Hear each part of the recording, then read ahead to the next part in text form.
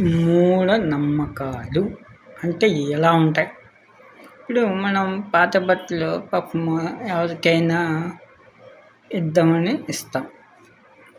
ఇచ్చేటప్పుడు మనం ఏంటి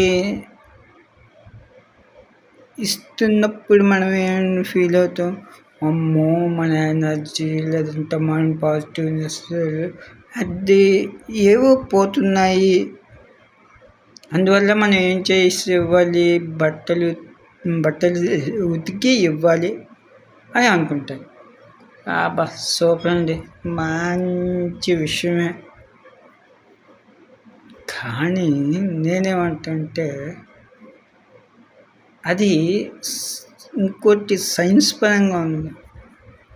ఆ సైన్స్ పరంగా ఏంటి?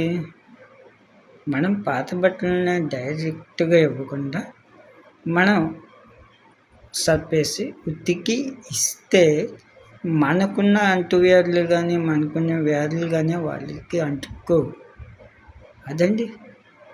అంతే తప్ప మూఢనమ్మకాలు అంటే ఎలా ఉండకూడదు. ఎలాగా మనం బట్టలు ఇస్తే పాస్ అయిపోతుంది, మన పాజిటివ్ లెవెల్ తగ్గిపోతాయి. అది కాదండి. మనకున్న అంటువ్యాధులు వాళ్ళకి వెళ్ళకుండా ఉంటాయి. అదండి.